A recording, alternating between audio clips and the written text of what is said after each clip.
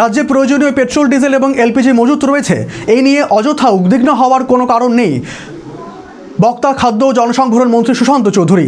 সেই সাথে তিনি জানিয়েছেন, কালোবাজারির বিরুদ্ধে দপ্তর কঠোর ব্যবস্থা গ্রহণ করবে।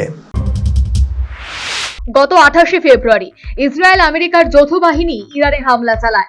পাল্টা প্রত্যাঘাত শুরু করে ইরান, ফলে শুরু হয় যুদ্ধ। ইতিমধ্যেই ইরান রণকৌশল হিসেবে হরমুজ প্রণালী বন্ধ করে দেয়। এই যুদ্ধ আবহে সোমবার রাত থেকে রাজধানী সহ রাজ্যের বিভিন্ন পেট্রোল পাম্পগুলিতে তেল সংগ্রহে বাইক চালকদের লম্বা লাইন দেখা যায়। এ বিষয়ে তেল সংগ্রহে আসা এক বাইক চালক জানান, যুদ্ধের কারণে তেল সংকট হতে পারে, তাই আগাম ব্যবস্থা হিসেবে তেল সংগ্রহ করা। লাইনে দাঁড়াইছি, তেল নাকি সংকটে পড়ে গেছে ওই যুদ্ধের কারণে। এই কারণে লাইনে দাঁড়ানো। আমাদের তো বেশ কিছুদিন পরে বলবে তেল নাই, আপনার কিছু বলার নেই আমার কাছে।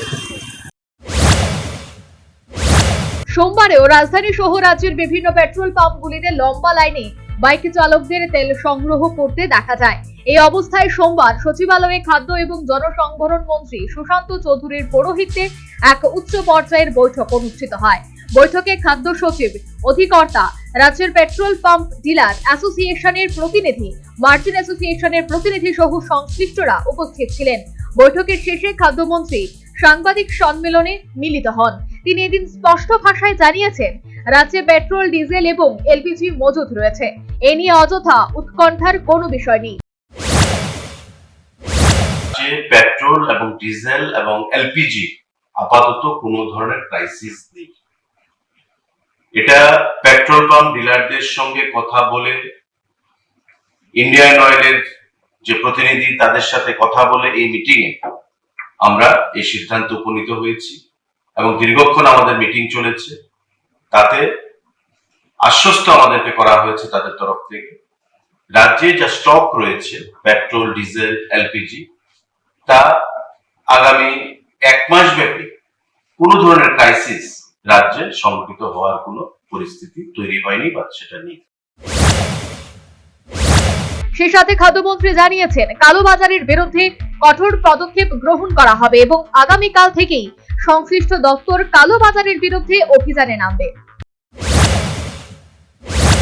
মার্চেন্ট অ্যাসোসিয়েশন প্রতিনিধিরা তারাও এসেছিলেন আমাদের মধ্যে। জিনিসপত্র যা রয়েছে, এসেনশিয়াল কমোডিটিস, নিত্য প্রয়োজনীয় দ্রব্য যেগুলো, সেগুলো যথেষ্ট পরিমাণে রয়েছে। মধ্যপ্রাচ্যে যুদ্ধ হচ্ছে, তার জন্য এই এলাকায় বা এই রাজ্যে যদি জিনিসপত্রের দাম বৃদ্ধি করে দেওয়া হয় কালোবাজারের দ্বারা, তবে দপ্তর কিন্তু তাতে সরকার কঠোর পদক্ষেপ গ্রহণ করবে। আমরা বলেছি খাদ্য দপ্তরের আধিকারিকদেরকে, খুব শীঘ্রই এনফোর্সমেন্ট প্রক্রিয়া চালু করা হবে। যদি কোথাও কোনো ধরনের অনিয়ম খবর আসে আমাদের কাছে, কালোবাজারে কোনো অবস্থাতেই বরদাস্ত করা চলবে না এবং কোনো অবস্থাতে এই যুদ্ধের অজুহাত দেখিয়ে পেট্রোল, ডিজেলের শর্টেজ বা এসেনশিয়াল কমোডিটিস, নিত্য প্রয়োজনীয় দ্রব্যমূল্যের শর্টেজ করে কালোবাজারি করা হবে, সেটা কোনোভাবেই সরকার বা দপ্তর বরদাস্ত করবে না। সর্বোপরি রাজ্যের প্রয়োজনীয় পেট্রোল, ডিজেল এবং এলপিজি মজুত রয়েছে, আর এ নিয়ে অযথা উদ্বিগ্ন হওয়ার কোনো কারণ নেই বলে খাদ্য এবং জনসংভরণ মন্ত্রীর আশ্বাস। সেই সাথে কালোবাজারির বিরুদ্ধে দপ্তর কঠোর ব্যবস্থা গ্রহণের বার্তা দিলেন খাদ্যমন্ত্রী Sushanta Chowdhury. Bureau report, news vanguard.